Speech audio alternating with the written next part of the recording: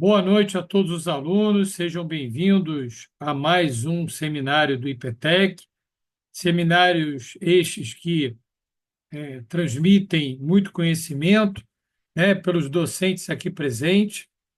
O IPTEC é um Instituto de Pesquisa, Educação e Tecnologia, tá? Tem diversos cursos de pós-graduação nas engenharias, inclusive nas áreas de petróleo, onshore, offshore, equipamentos, gestão de ativos, MBA na parte de qualidade, e vinculado à Universidade Católica de Petrópolis, por onde nós temos toda a ancoragem, né, na universidade, sempre em desenvolvimento.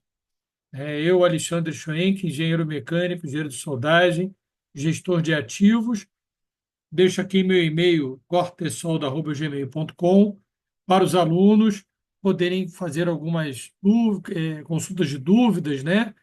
E sempre é um prazer poder somar com vocês e vincular o estudo, o desenvolvimento ao conhecimento. Tá? Sempre copiem no e-mail a secretaria do IPTEC, secretaria@iptec.com.br.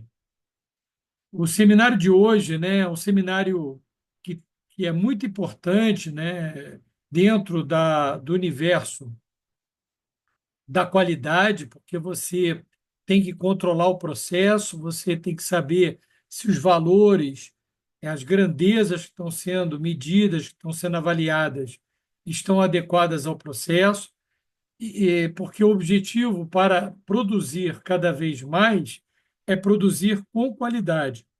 Você não pode estressar o equipamento, você não pode estressar a tubulação, você não pode estressar o acessório, o ativo, né? E quando eu falo equipamento, é tanque, vaso de pressão, é uma caldeira, é um trocador de calor, é um vaso de pressão genérico, né? Então você tem que saber qual a grandeza que está sendo medida, se é pressão, se é vazão, se é temperatura, e nessas grandezas, nós temos que ter limites, claro, limites esses estabelecidos pela engenharia de processos, e que os equipamentos, os itens, os acessórios, os instrumentos que estão medindo essas grandezas devem estar devidamente aferidos, calibrados. E o controle de nível e pressão, porque no nível eu controlo também pressão, mas em alguns casos eu estou controlando o nível, né? Qual o volume, o que, que eu tenho ali dentro armazenado. Então, é um nível de produto líquido, de um produto gasoso e, às vezes, de um produto sólido. E, em alguns casos, eu tenho as três fases juntas. Eu tenho um produto sólido embaixo, um produto líquido acima e, na parte superior, um produto gasoso no mesmo equipamento. Então, nós temos que ter diferentes medidores, né, para fazer a identificação desses níveis e, claro, fazendo a leitura adequada de acordo com o tipo de produto que está ali dentro sendo medido. E hoje, todos os processos, em todas as indústrias, não tem como existir sem um controle de nível e processo, né? Você já viu algum equipamento sem um manômetro, né? Um, um rotâmetro? Não. Sem um medidor de vazão? Então, sem uma válvula onde ela tem um controle para abrir e fechar definida por um processo? Também não. Então, no seminário de hoje, nós vamos ver a importância desses instrumentos, o controle de nível, como é que ele é feito, né? Como é que é feito o controle de nível, o controle em cascata, o que que isso significa, o controle de pressão de um vaso de pressão e na coluna de destilação, as estratégias do controle utilizando o split range. O que é isso? É um divisor de faixa. Então, se eu preciso medir até 100 quilos de pressão, eu não preciso medir 100 quilos de uma vez. Eu vou medir nas faixas. Ah, nessa faixa aqui, eu chego a 20 quilos. Né? Na faixa seguinte, eu chego a mais 20 quilos. E eu vou subindo os níveis de pressão de acordo com a necessidade que eu estou medindo. Tá? Então, se chama split, de divisão, range, de faixa. No capítulo 6, vamos ver os controles do sistema de óleo de uma plataforma de petróleo, como é que isso é feito. Medidores de pressão, né? Não é só o manômetro. Tem manômetro de coluna, tem manômetro de Bourdon, tem manômetro digital. Como é que eles funcionam? No final, falaremos meio ambiente, saúde e segurança, porque sem isso nós não podemos trabalhar, temos que praticar a segurança, temos que praticar para podermos ter saúde. O ambiente de trabalho é uma continuidade da nossa casa para que possamos trabalhar com tranquilidade, com um ambiente saudável, tá? E as referências bibliográficas, ok? Bom, a importância é realizar esse controle de nível de pressão adequadamente é crucial para a melhoria da produtividade de uma companhia. Como eu falei, você vai produzir mais com qualidade, produtividade. Por quê? Porque eu não estou estressando o equipamento. Eu estou trabalhando no máximo que ele pode atender com qualidade. Porque se eu não controlo, eu vou para. Pode ir até 150 quilos de pressão. Para quê? Se você com isso não vai produzir mais, porém por muito tempo. Nós temos que produzir mais por muito tempo, com qualidade. Então é melhor trabalhar sem e chegar sempre ao longe, né? Existe aquele ditado: devagar se chega ao longe, mas é não parar de caminhar. Não adianta correr, cansar e não continuar caminhando, ok? Quando empregada de forma estratégica, né, os instrumentos, o controle de impressão, os instrumentos de qualidade, a medição de nível gera impactos muito positivos para a empresa. Por quê? Porque você tem o domínio do teu processo. Você sabe o que está acontecendo, ok? Até porque você vai intervir a nível de manutenção na hora certa. Manter o controle do processo produtivo, seja em volume ou em peso. Se sua medição é eficiente, você terá como resultado um maior rendimento da produção, pois os processos serão feitos sem interrupções. A medição e o controle de processos são fundamentais para gerar, em última análise, as melhores práticas, resultados, recursos, máquina, desempenho, rentabilidade, proteção ambiental e segurança, entre outros, em uma unidade industrial, uma unidade de produção. Ok? Aí eu entro no capítulo 2. Eu vou tirar minha câmera aqui para a nossa internet ser mais eficiente, né? Os controles de nível, eles são projetados de maneira a nós termos sempre o quê? Né? De maneira a nós termos sempre um monitoramento no nível do meio do reservatório. Então, eu preciso ter um monitoramento no meio, tá? Quando? Quando eu sei quando está no mínimo e quando está no máximo. No mínimo, por exemplo, eu disparo uma bomba, né, para a bomba encher o reservatório, e no máximo para fazer a bomba desligar. Então, isso nada mais é do que a caixa d'água do nosso prédio ou da nossa casa, né? A gente bola um sisteminha com um contator e automaticamente a bomba entra quando o nível chega no patamar mais baixo e ela para quando está no patamar mais alto.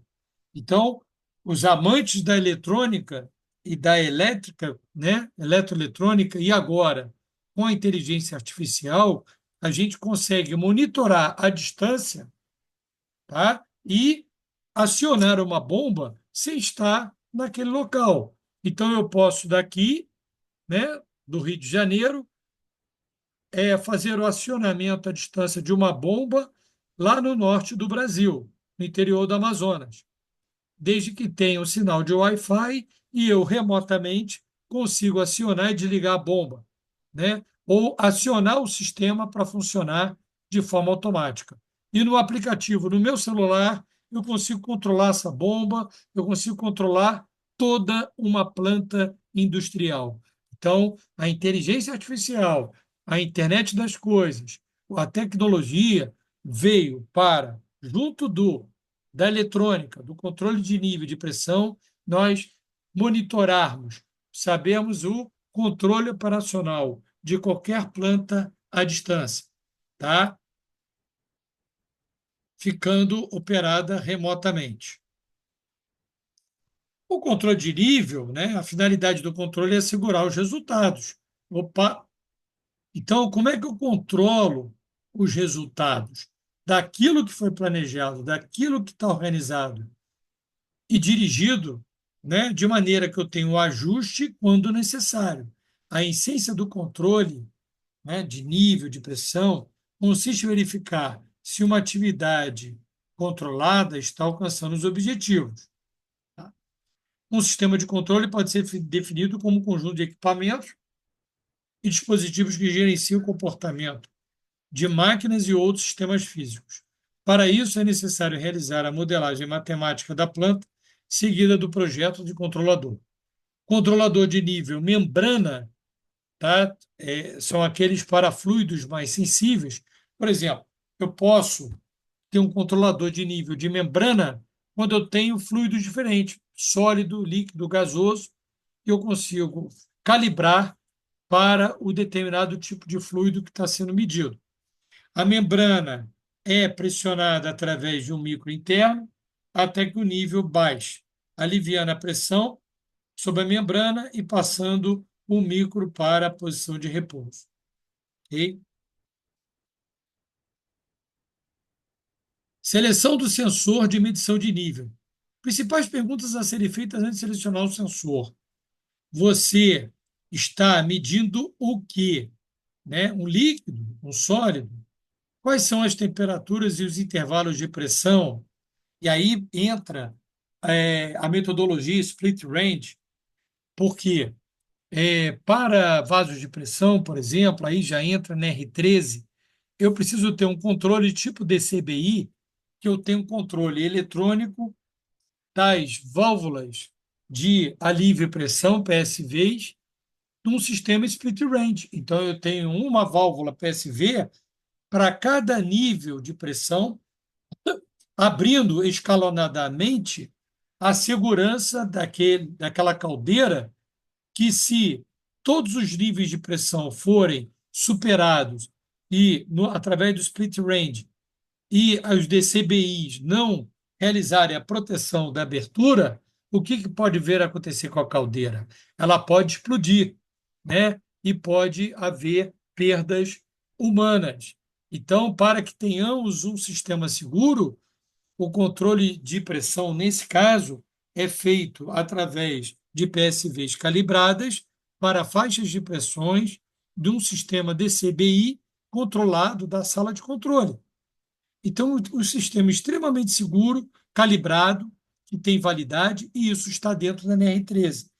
Com isso, nós podemos aumentar, através do sistema próprio de inspeção de equipamentos, o SPI, nós podemos dobrar a vida útil, né, do intervalo de inspeções da minha caldeira, do meu equipamento. Então, todo investimento em inspeção, em controle de nível e pressão, traduz em aumento de lucratividade, mas você tem que ter o investimento inicial e o investimento de manutenção. É necessário uma medição contínua ou uma medição de nível pontual? Que intervalo de medição de nível você precisa? O material a ser mensurado é um condutor elétrico? Cobrirá ou se acumulará na superfície? Ocorrerá turbulência, espuma ou vapor sobre a superfície do líquido? Isso é uma pergunta importante. Por quê? Porque eu posso comprometer a minha leitura. Então, pessoal, nós temos que ter o domínio do processo, daquilo que eu estou medindo. Vou ter espuma, vou ter vapor, vou ter sólido. Então, quando eu mudo de fase como líquido, né, eu passo a medir de uma forma inadequada se eu não tiver domínio do tipo de fase do fluido, tá? Você necessitará de medição de nível em contato ou sem contato? Que tipo de saída você precisa? Analógica, relé, display digital?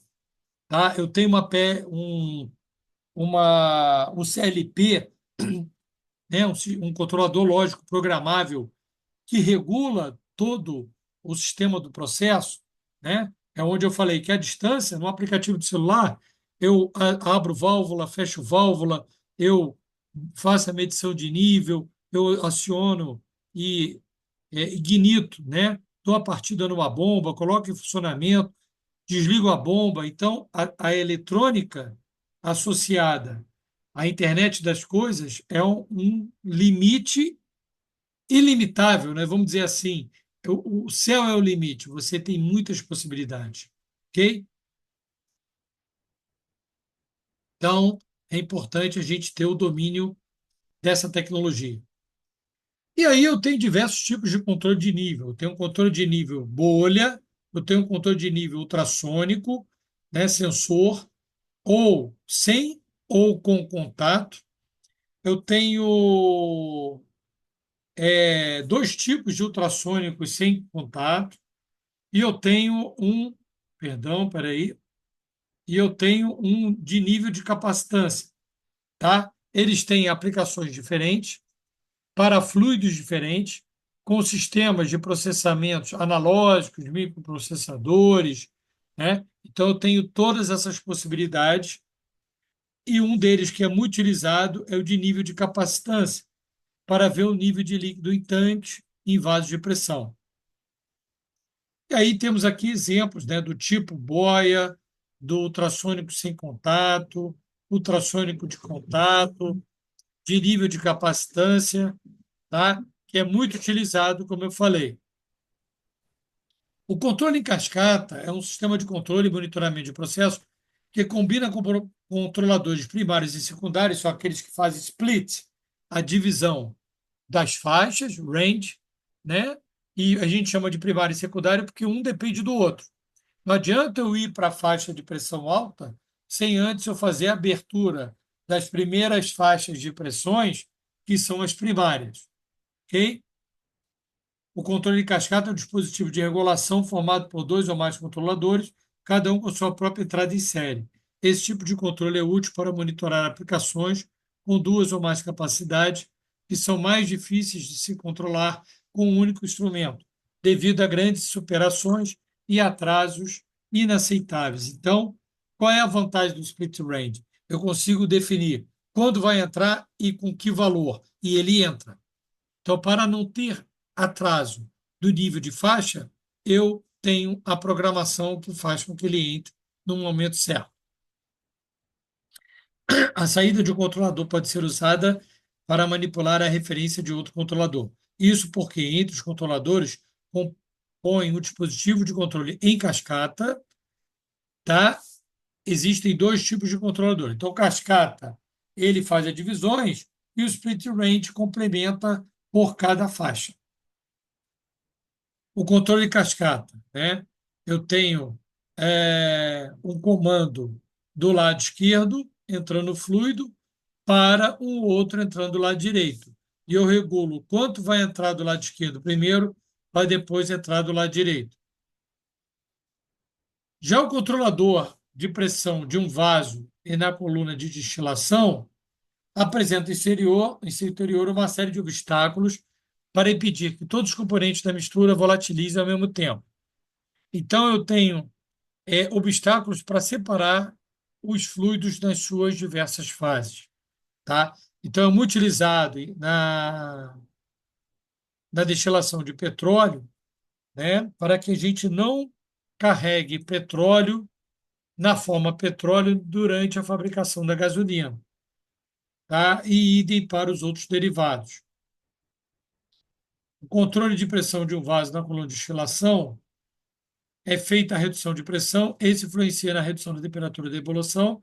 A destilação, a pressão reduzida também reduz a diferença entre as temperaturas de ebulição dos dois líquidos, não sendo uma técnica aconselhável para a separação de líquidos. Além das restrições operacionais típicas em todo o processo petroquímico, como, por exemplo, vazão, temperatura, pressão máxima, as colunas de destilação apresentam outras restrições: hidráulica, na separação de transferência de calor, Quanto menor for a pressão atmosférica, mais rapidamente essa igualdade acontecerá e menor será a temperatura da água para que ocorra. Sabemos que quando a pressão atmosférica é igual a 1 atm, a água entra em ebulição a 100 graus Celsius.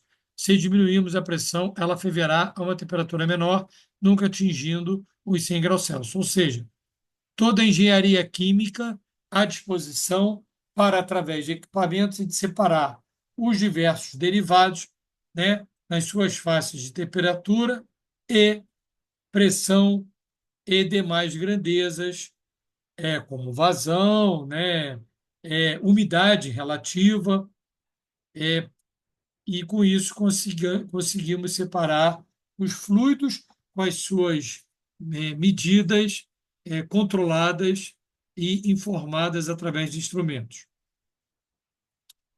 Assim, quando aumentamos a pressão sobre o sistema, o volume diminui e as moléculas ou partículas dos reagentes ficam mais próximas uma das outras, o que aumenta a probabilidade de ocorrência de colisões entre essas partículas e, consequentemente, a velocidade da reação aumenta. Fantástico, uma aula de química, né? A função desse condensador é de condensar o vapor que sobe pela coluna de destilação, fazendo com que o material condensado escoe pelo decantador, e o decantador recolhe o condensado rico nas substâncias com menor ponto de ebulição. Ou seja, todo o processo de petróleo e gás natural, onshore e offshore, trabalha com esses controladores de pressão de vaso e colunas de destilação. Tá? A destilação é simples. Passo 1, adição de mistura ao balão de destilação. Passo 2, ligar a chapa de aquecimento ou bico de Bunsen para aquecer a mistura. Passo 3, à medida que a mistura vai sendo aquecida, a água passa a sofrer o processo de vaporização, ou seja, passa do estado do líquido para o vapor e ela vai recolhida por outro ponto. Em certas. Aí, agora, então, isso que ele explicou está nessa figura aqui. Tá? 1, 2, 3, 4, 5, porque decanta e eu recolho o líquido. Tá? Por isso que eu não coloquei lá, porque é mais imediato. Tá bom? Já o split range, item 5, eu tenho uma única malha de controle de fluxo e pode ser suficiente para garantir um bom desempenho do sistema e uma grande faixa de operação. Então, o split, divisão, através de dois controladores, um para uma faixa menor e outro para uma faixa maior, né? E ambos em paralelo. Para fluxos pequenos, a válvula é fechada e atua a menor. E para fluxos grandes, ambas as válvulas estão abertas, porque é uma divisão. A válvula menor trabalha até uma certa faixa e a válvula para grande fluxo trabalha na faixa acima. Então, parte é processada pela válvula menor e outra parte pela válvula maior. Ok? Estratégias de controle utilizando o split range. Se a pressão começa a subir, o controlador deve primeiro fechar toda a válvula que admite gás e, em seguida, abrir a válvula de alívio. Assim, supondo o controlador em ação direta de 0 a 50% na saída do PID, tá? A válvula que admite gás vai da posição toda aberta para toda fechada. E na faixa 50 a 100, na saída do PID, a válvula que alivia vai da posição fechada para a posição totalmente aberta. Então, com isso, eu tenho controle do fluxo e o controle do percentual da válvula que está aberto e fechado. Assim, eu doso e eu tenho as faixas controladas. Estratégias de controle de split range, continuando. Quando a pressão aumenta além do set point, a faixa de 0 a 50% do saída do controlador, a válvula PVB deve ir totalmente aberta, totalmente fechada. Quando a pressão aumenta além do set point, estando na faixa de 50 a 100, da saída do controlador, a válvula deve ir totalmente fechada, totalmente aberta. Ok? E aí, onde entra os sistemas eletrônicos, né, computacionais, e onde entra o programador lógico programável, né? O controlador lógico programável, né? Perdão, onde eu vou dizer quando que vai abrir uma válvula, e vai fechar, e quando que a outra fecha e abre, tá? De acordo com o aumento de pressão, eu separo as faixas ou para processo um ou para processo 2. Bom, já o controle, sistema de óleo de uma plataforma de petróleo, eu tenho combinado o split range com o controle em cascata. Então, por quê? Porque eu preciso separar óleo em diversas fases, em diversos níveis, com diversas pressões e temperaturas e densidades diferentes para o processamento, que são as matérias-primas para fazer os derivados do petróleo, gasolina, querosene, e até o gás natural, né? Que é separado lá no petróleo, no início, essa parte cinza aqui, tá? Porque o gás que vem direto do processamento do petróleo é o metano, gás natural. Opa, deu uma escorregada aqui.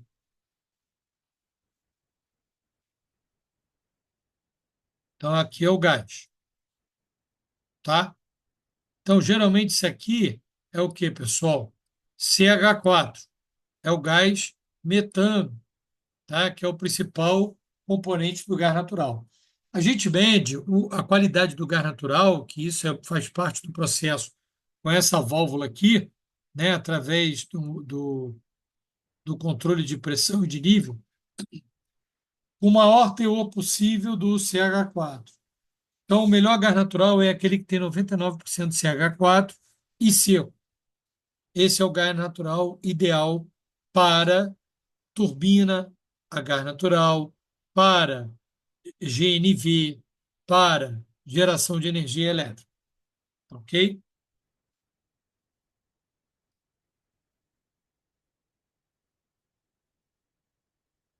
Ainda no sistema de óleo de uma plataforma de petróleo, nós temos a eficiência da separação de hidrociclones. Nesse item são apresentados parâmetros usados para avaliação das condições operacionais de um hidrociclone. Qual é a eficiência global do hidrociclone? A vazão de entrada é igual à vazão do overflow, né? É, mais a vazão da água que entra, e idem para o óleo. Tá? Aí nós temos o que sai ali? A vazão de óleo do overflow, QO, e sai o TOGU, que é o teor de óleos e graxas no deflow. Então, repare que parte de óleo e graxa é quase um processo de decantação, mas separa saindo água oleosa. Já a parte superior, eu tenho um rejeito de oleoso com menor densidade, tá? Então, isso faz parte do processo de separação e eu tenho que ter controle de nível e pressão em todas as etapas do processo. Quais são as grandezas mais medidas nos processos industriais? Como nós já falamos, pressão,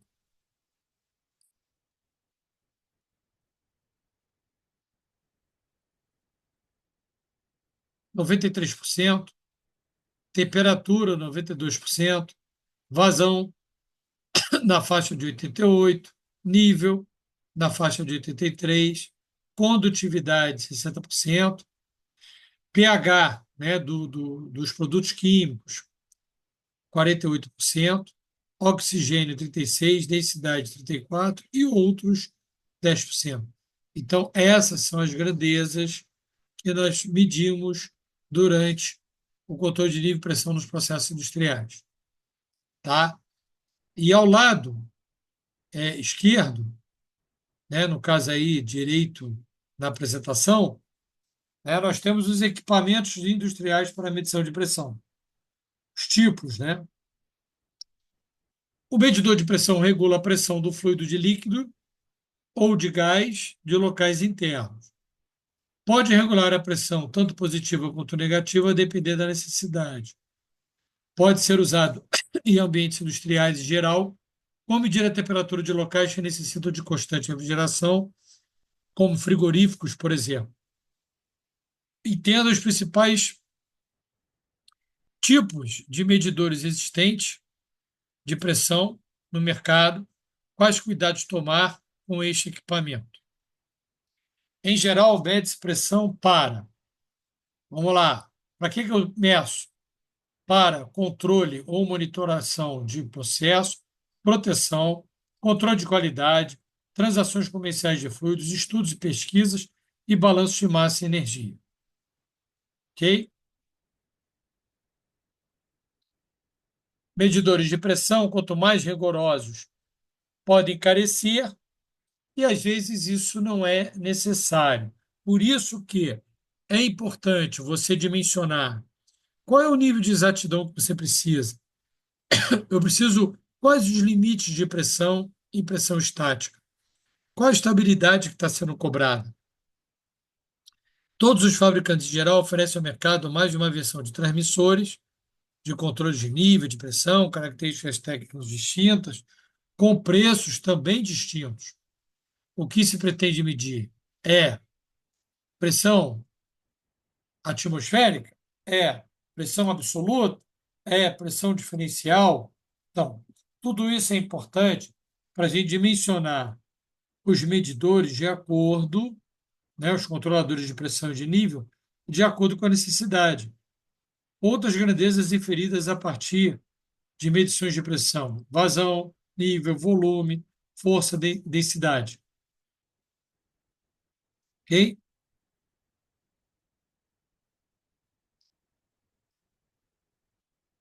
Existem vários tipos de medidores de pressão, cada um com uma característica e função diferente. Então, nós temos modelos que são pautados na de uma bomba comparadora pneumática e hidráulica, tá? Que é o chamado padrão. Eu tenho aquele coluna líquida em U, calibra pequenos medidores de pressão. Eu tenho do peso morto, que mede o peso de pressão sobre uma área conhecida. Eu tenho um mecânico, o valor de pressão é determinado por meio de pressão de um balanço. Eu tenho burtão, ideal para sensores de balanço de força. Eu tenho diafragma, que é composto por um disco de material elástico, podendo ser de metal ou não, né?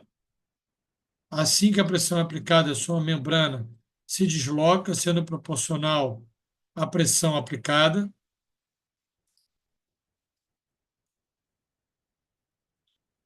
Quais são os cuidados no manuseio desse equipamento? Para vapor com altas temperaturas, é indicado o uso de medidor com selo da ARMA.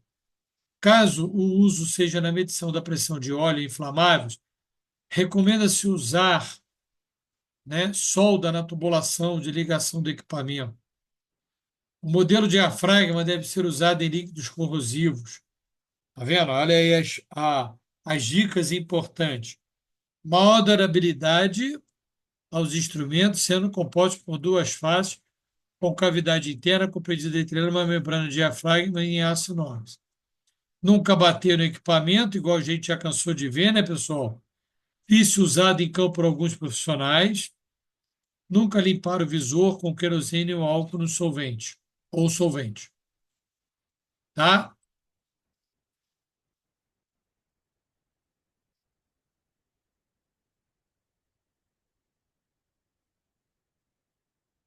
Aqui tem os medidores de pressão do tipo capacitivo, do lado esquerdo, e do tipo Prias elétrico, né?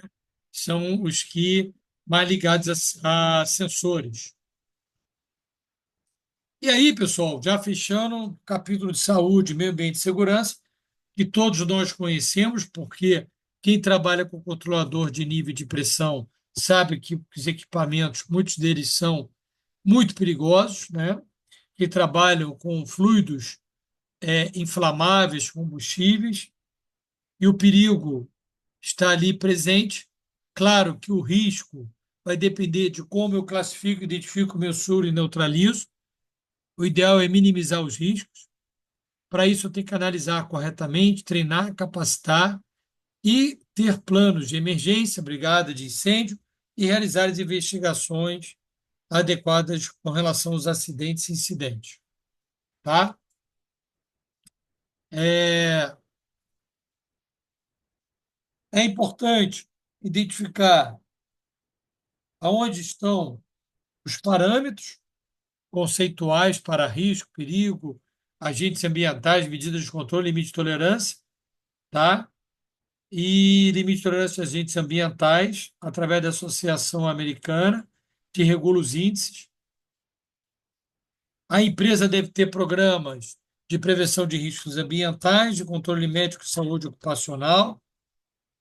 As normas regulamentadoras do Ministério do Trabalho devem todas ser cumpridas para que tenhamos um trabalho seguro, de maneira que o maior bem de toda empresa esteja sempre preservado, que é o trabalhador.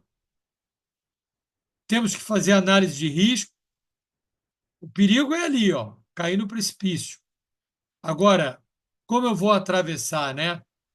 Como eu vou atravessar daqui para cá, tá? Ou da direita para a esquerda? Será que com uma escada eu vou estar seguro? Eu não deveria ter uma linha de vida aqui e o profissional não deveria estar com cinto paraquedista, né? Com talabarte preso na linha para ele poder fazer a travessia. Claro, sendo que a linha de vida tem que ser maior que 2 metros de altura, certo? Então aí trabalharíamos de forma segura, minimizando os riscos. Então tudo isso tem que ser avaliado. O que é o risco? É a capacidade de exposição ao perigo. Qual é o risco maior de eu morrer num acidente de carro? É, perdão, num acidente do Rio para São Paulo. É através de um acidente de carro ou de um acidente aéreo, né? Porque a exposição ao risco é maior através do deslocamento terrestre, né? A frequência ela é maior. O dano, ou seja, nem sempre pode ser uma morte, mas o risco de uma queda de um avião a probabilidade de morte é muito maior. Então, qual é o maior risco, né, de morte de um deslocamento daqui para São Paulo? É avaliar, depende do meio do veículo, né, que eu estou fazendo esse deslocamento. É um avião seguro, que tem a manutenção em dia, que é novo, que tem todo o plano de garantia aferido, então o risco é mínimo.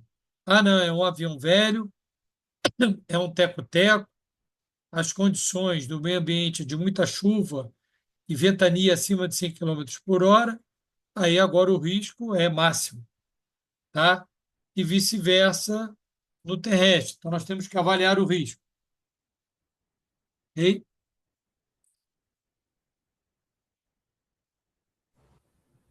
Então, a definição de perigo é atividade perigosa. EPIs, todos nós já falamos aqui e conhecemos bem, sabemos que devemos utilizá-los, preservá-los e pessoal e intransferível, tá, pessoal? É, Você é responsável pelo seu EPI, você tem que fazer limpeza e conservação e trabalhar sempre de forma segura e adequada. Quais são os princípios da segurança? Todos os acidentes podem ser evitados.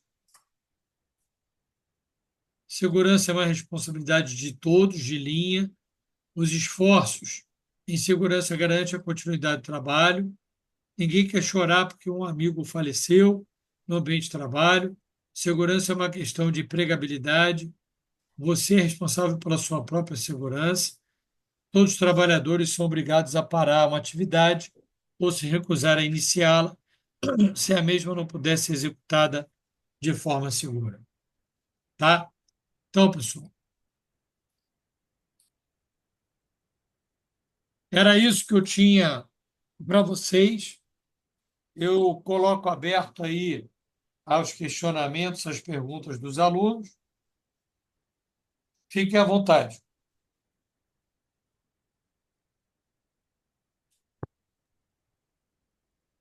Mestre, para não perder o costume, Opa, lá seja vou eu. bem-vindo, Zé Carlos. Boa noite. Boa noite. Muito boa noite a todos.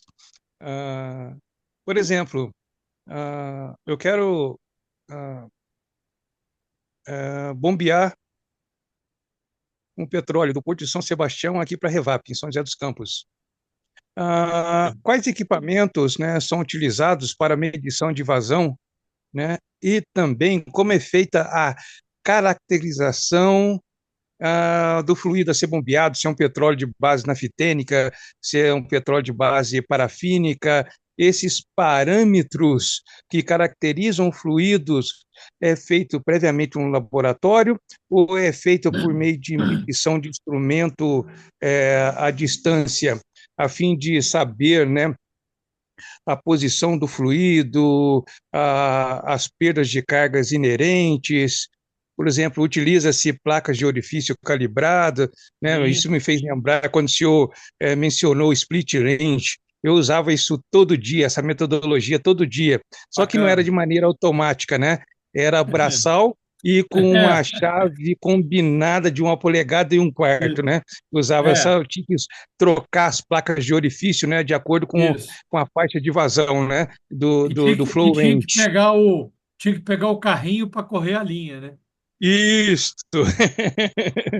Então, por exemplo, eu cheguei a passar um dia aqui na Revap, né, em todos os pontos, né, da refinaria. Eu fui lá na torre de destilação, subi a torre de destilação, nos tanques, na sala de controle, fiquei deslumbrado, né? Não é à toa É. que eu adoro controle e automação, né? Então, se eu poderia, por gentileza, acrescentar, mas antes de tudo, parabenizo-vos mais uma vez pelo brilhantismo, né, das vossas aulas, dos vossos ensinamentos, que tanto iluminam os nossos caminhos, né, na busca do saber. Muito obrigado. Primeiramente, obrigado pelo incentivo aí, José Carlos. O objetivo é exatamente esse, é a gente transmitir conhecimento ao máximo e através dessa transmissão, para mim, é um forte aprendizado com todos vocês, tá? Esse seu exercício que você acabou de colocar aí é uma aula.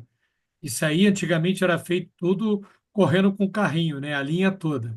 E como você falou, para trocar a placa de orifício, para fazer a identificação, para avaliar o valor que está lá no visor, né? Que era tudo analógico.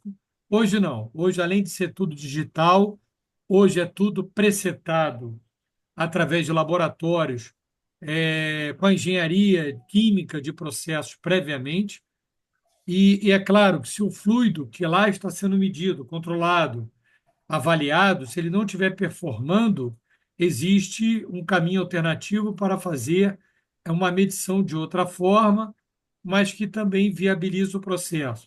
Então, qual o objetivo do controle de nível e pressão atual? Né? Aqui nós temos os recursos da tecnologia, é tudo Wi-Fi, é tudo controlado de uma sala. Você não precisa mais ir a campo, a não ser para fazer manutenção nos equipamentos, né? E nem todos, porque uma boa parte, no caso das tubulações, a gente faz por PIG, né? Instrumentado. Então, quem passeia lá é o PIG, né? Que vai até o outro lado da extremidade da tubulação. Mas, para fazer manutenção em todos os manômetros, rotâmetros, placas orifícios, tem que ir em loco fisicamente. Então, vai ter que percorrer a linha. Porém, para controlar o processo químico, petroquímico, ou da própria derivação do petróleo, tudo é feito hoje da sala de controle e de forma remota e eletrônica. Né? Hoje, inclusive, Zé Carlos, a tecnologia evoluiu tanto que já tem uma plataforma. Agora eram duas, agora é uma só, que ela é toda operada remotamente no Mar do Norte. Não tem um profissional embarcado na plataforma. Incrível, cara. E faz a sucção, faz todo o processamento da FPSO, né? Puxa, faz o tratamento primário, armazena e depois prepara para o offload. Aí atraca o navio, eletronicamente tira todo o petróleo e ela continua produzindo, sem ter ninguém a bordo. Incrível, né? Puxa, opera com as luzes apagadas. Exato. Fantástico. Então, é uma tecnologia está sendo testada e daqui a pouco tempo pode ter certeza que as empresas de petróleo vão trabalhar todas elas assim, né? Poxa, eu É, desconhecia essa, já que estamos nesse nível tecnológico exato, operacional. exato. Então, assim, é claro que para nós aqui, entre aspas, tupiniquins, né, a nossa internet tem que melhorar muito, porque a gente não tem o 5G de verdade, nós não temos nenhum falso 4G, né? Porque quem já usou o 5G de verdade, né, como na Coreia, na China, sabe que você, quando pisca, o filme já passou todo, né? De tão rápido que é e a qualidade da imagem, da precisão e tudo. E é gratuito. Então, em qualquer lugar, em qualquer ponto, você tem um nível de internet de alto nível, né? Então, quando isso estiver implantado aqui definitivo, isso tudo que eu estou falando, que é o que você queria saber, vai estar acontecendo de forma remota. Então, hoje, parte é remota e outra parte tem que ir lá verificar quando a placa de orifício emperra e tem que fazer uma avaliação. Hoje, não, tem sistemas que já fazem a limpeza da própria placa e, e o sistema continua, né? É como se fosse um limpador de para-brisa. Aciona lá, limpa o para-brisa que tem nas plantas solares, né? Aciona, limpa para-brisa e tal. Já tem até o espantalho para urubu, para pássaros, nas plantas solares. É acionado, o espantalho abre o braço, os pássaros voam das plantas solares. Então, assim, evoluiu muito a tecnologia. Então, o Sim, senhor. controle de nível e processo também, e isso tudo que você falou aí já tem alguns gasodutos, tá? Algumas empresas já estão implantando. E agora, com o marco do gás natural, se realmente for implantado pelo governo federal, né, vai facilitar muito a construção de gasodutos e oleodutos, que o Brasil precisa construir mais de 3.000 quilômetros de oleoduto e gasoduto para a gente poder interligar os sistemas e poder baratear o custo do gás natural e do petróleo, né, para as refinarias fabricarem a gasolina, né? E a gasolina, claro, porque o álcool é outro processo e não tem sistema interligado. Mas, infelizmente, nós não temos esses 3.000 quilômetros adicionais de oleoduto e gasoduto e nós queimamos gás natural na Bacia de Campos, né, na Bacia de Santos, joga fora, joga fora. E são milhões de metros cúbicos de gás natural Sim, diariamente, que poderia estar gerando energia para o Brasil e abaixando a nossa conta de luz, né? Que todos nós pagamos uma conta de luz altíssima por incompetência do governo federal e nossa, que nós somos culpados de elegermos quem está lá no poder, né? É, independente do partido, né? Do anterior para o atual, para o posterior, temos que nós exigirmos essa melhoria. é, Então, esse é o futuro. O futuro é eletrônica, internet das coisas, e controle remoto. Tá? Então, o controle na palma da mão, através do celular. Então, o controle de nível de e pressão vai evoluir junto com essa tecnologia. Já está sim, senhor. evoluindo. Tá? Eu aqui eu moro no topo do morro, né? E à noite eu consigo enxergar a labareda lá, dos gases, né, não aproveitáveis, né, sendo queimados, né? Aquela labareda enorme, né? Aí eu É, fico me perguntando, puxa, mas por que não aproveitar a energia desses gases, né, de alguma forma? Mas parece que aí no Rio já estão desenvolvendo uma sistemática para aproveitamento desses gases, né, e não queimá-lo, porque isso digamos assim, é um crime ambiental, né? E um exato. desperdício energético, né? Exato. É o somatório de coisas erradas, né? E, infelizmente, a gente paga a conta. Paga a conta porque as mudanças climáticas estão aí. A gente passa julho com 40 graus e novembro fazendo frio, né? dando Sim, senhor. 18 graus. É sinal de que tudo vai piorar, né? Tem coisa pior aí. Né? Como Com aconteceu certeza. no sul do Brasil, foi uma catástrofe e está todo mundo apavorado. Qual vai ser Sim, o senhor. próximo estado do Brasil, né? É isso que nós estamos aí para presenciar. Então, esperamos que não, né? Mas Muito a obrigado. realidade é que vem alguma coisa. Ok. Então, obrigado a todos e até o próximo seminário. Um abraço.